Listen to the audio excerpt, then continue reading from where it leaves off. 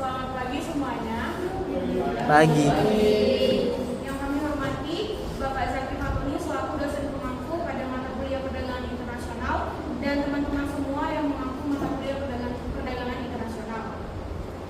Baiklah, kami di sini kelompok 5 akan mempresentasikan hasil diskusi kami.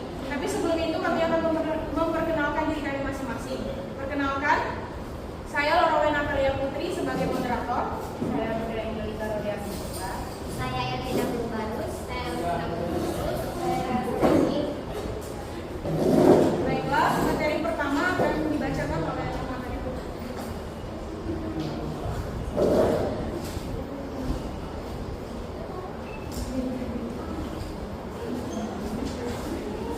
Pengertian konsep perdagangan internasional. Pengertian konsep perdagangan internasional adalah bahwa perdagangan internasional adalah proses jual beli barang dan jasa antar negara yang melibatkan pertukaran komparatif, kebijakan pemerintah, dan regulasi internasional. Aktivitas ini berkontribusi pada pertumbuhan ekonomi, meningkatkan akses konsumen terhadap berbagai produk, dan mendorong globalisasi. Melalui kerjasama dan interaksi ekonomi, perdagangan internasional membantu negara-negara untuk memanfaatkan sumber daya dan kebutuhan masing-masing secara optimal. Yang kedua yaitu manfaat konsep perdagangan internasional. Manfaat dalam menambah kemakmuran rakyat dengan meningkatnya pendapatan negara serta menambah kesempatan kerja, karena dengan perdagangan internasional suatu negara dituntut untuk meningkatkan produktivitas sehingga membutuhkan tenaga kerja yang lebih banyak. Kegiatan perdagangan internasional tidak terlepas dari kegiatan ekspor impor sebagai sarana dalam pertukaran barang dan jasa lintas negara. Selanjutnya, konsep perdagangan internasional menurut teori modern.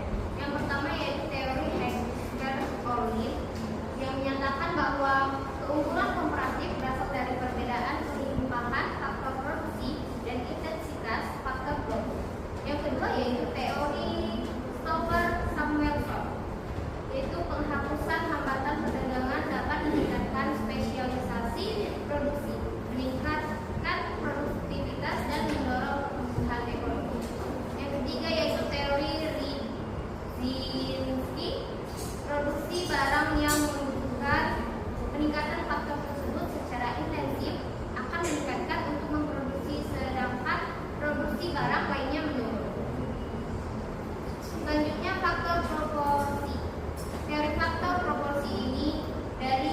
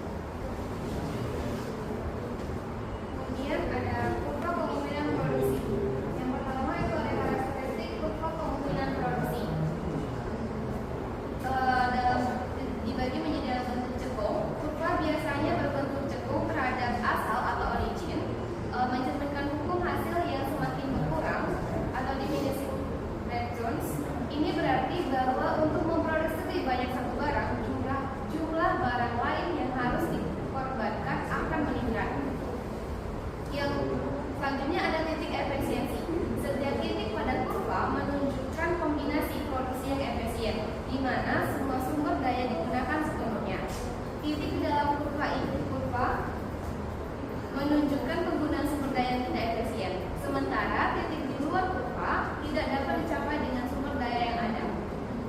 Yang kedua ada biaya keluar.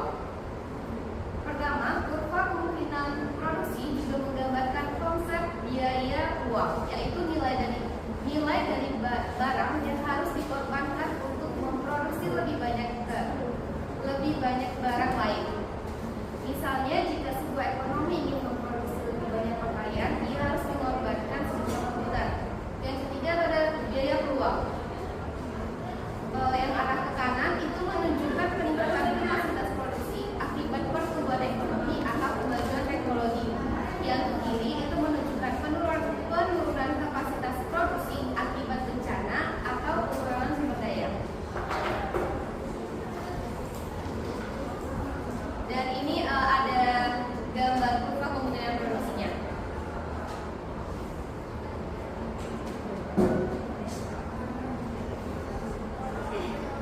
Baiklah, saya akan membuka sesi tanya jawab maksimal 3 waktu.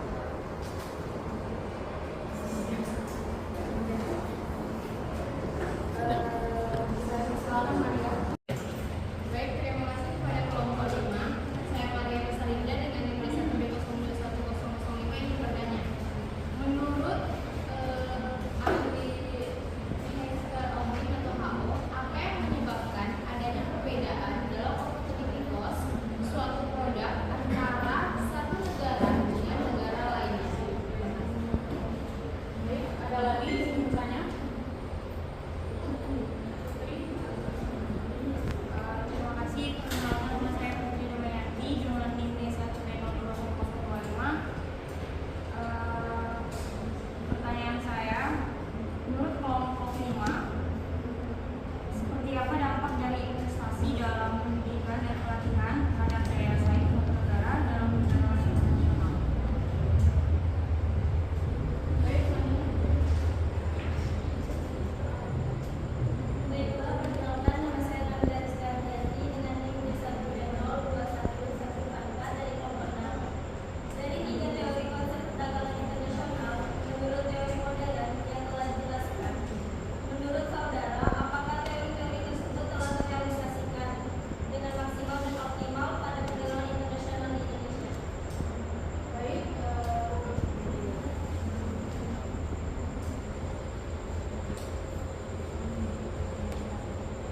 Baik, izinkan kami untuk mendiskusikan hasil tanya jawab dari teman-teman semua.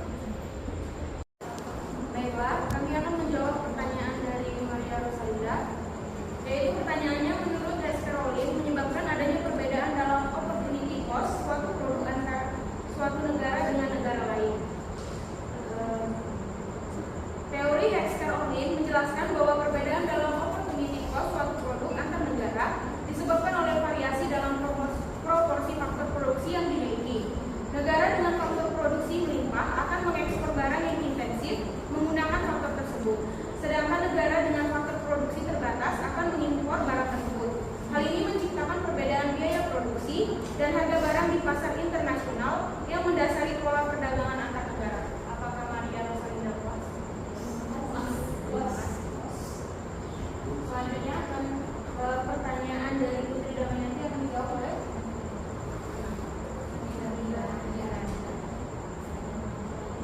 maaf, selanjutnya pertanyaan dari Nabila akan dijawab oleh